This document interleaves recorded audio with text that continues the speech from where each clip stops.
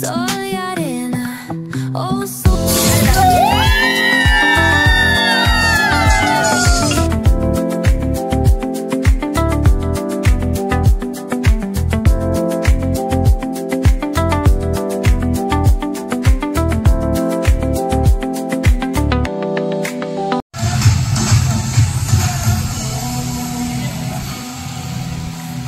Hello guys, welcome to hacker.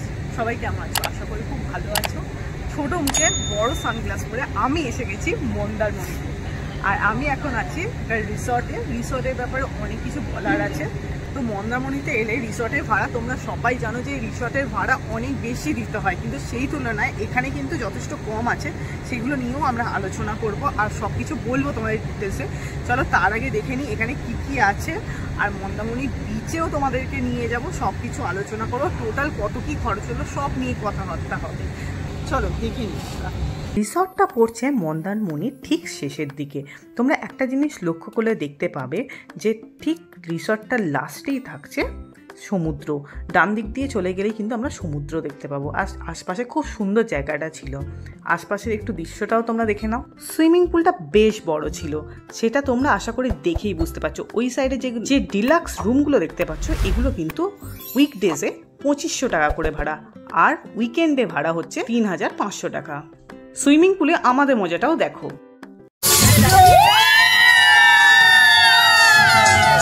রিসর্টটা এত বড় জায়গা ঘিরে কি বলবো, বাচ্চাদের জন্য কিন্তু ছোট্ট একটা পার্ক আছে।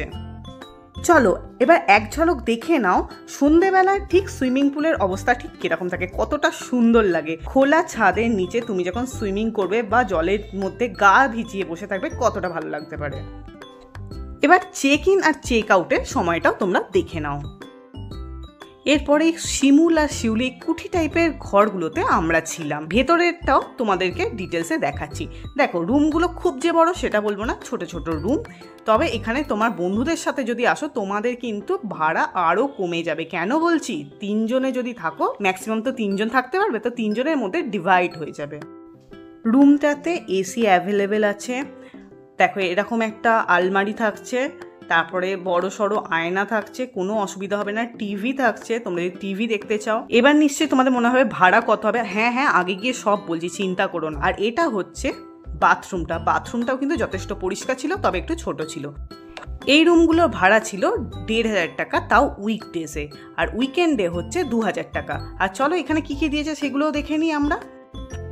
চিরুনি ছিল এরকম একটা, দুটো টুথব্রাশ ছিল, যাতা নয় তবু ঠিকঠাক টুথব্রাশ যাকে বলা যায়। আর এটা হচ্ছে শ্যাম্পু কাইন্ড অফ কিছু ছিল। আর এটা হচ্ছে মাজন আর সাবান দিয়েছিল। মোটামুটি সবই প্রয়োজনীয় জিনিসপত্র এর মধ্যে ছিল। রাতের বেলায় এই জায়গাটা কিন্তু খুব সুন্দর লাগে। এখানে বসে কিন্তু তোমরা ডিনারও করতে পারো বা ছোটোখাটো কিছু খেতে পারো, আর সবার সাথে বসে আড্ডা মারতে পারো। চলো ঝটপট করে খাবারগুলো দেখে নাও। ফার্স্টেই ছিল স্টিম রাইস, যেটার দাম নিয়েছিল 70 টাকা। আর এটা ছিল ডাল ফ্রাই, যার দাম নিয়েছিল 100 টাকা। এক পিস পমফ্রেটের যে ঝাল, সেটার দাম নিয়েছিল 240 টাকা। আর এটা ছিল ঝুরি আলু, দাম ছিল 70 টাকা। আর এটা ছিল চিকেন, যেটার দাম নিয়েছিল 230 টাকা, 4 পিস ছিল। আর এটা ছিল আমার ফেভারিট চিংড়ি মাছ, যেটা চিংড়ি মাছের ঝাল ছিল। ম্যাক্সিমাম ক্ষেত্রে বাঙালিতে ভাত ছাড়া কিন্তু দুপুরটা জমে না, সেই জন্য আমরা ভাত নিয়ে নিয়েছিলাম। আর ভাতের সাথে ছিল এই আলু ভাজা, ঝুরঝুরে আলু ভাজা তো তোমাদের সবারই প্রিয়, আমারও প্রিয় সেরকম। বেশ মোটা ডালটা বানিয়েছিল, মানে থিকনেস দারুণ ছিল। টেস্টও খুব ভালো ছিল। যেমন হোটেলে কোয়ালিটি ভালো, সেরকম কিন্তু খাবারের কোয়ালিটিও ভালো। একটু দেখে শুনে নিলেই হলো। আর এরকম সাইজের দুটো চিংড়ি মাছ আমি পেয়েছিলাম। আর এটা পুরো টোটালটা দাম নিয়েছিল 240 টাকা।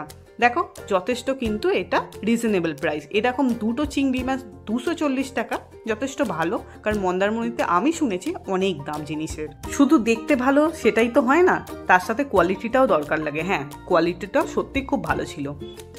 চলো খেতে খেতে একটা ইনফরমেশন দিই। আমাদের যে রুমটা ভাড়া নিয়েছিলাম সেটার দাম নিয়েছিল 2000 টাকা, আর আমাদের 3 জনের মধ্যে ডিস্ট্রিবিউট হয়েছিল, তো ওটা মোটামুটি 670-এর কাছাকাছি অ্যাপ্রক্স করে পড়েছিল 3 জনের।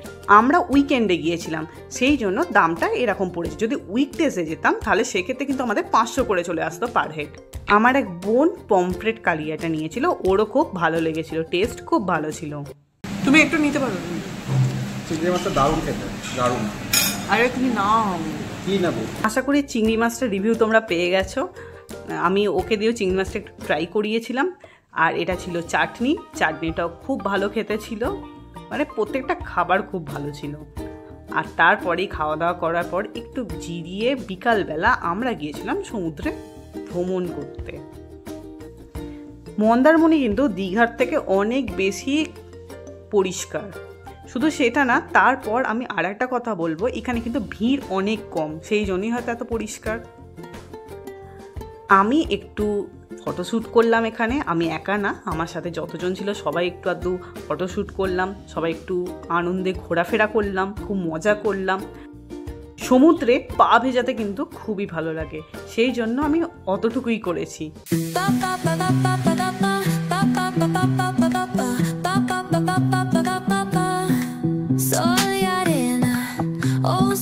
চল আর একটা ইনফরমেশন দিই, সেটা হচ্ছে সকালে ব্রেকফাস্টটা কিন্তু ওরা ফ্রি দিয়েছিল, তাও আবার বুফে।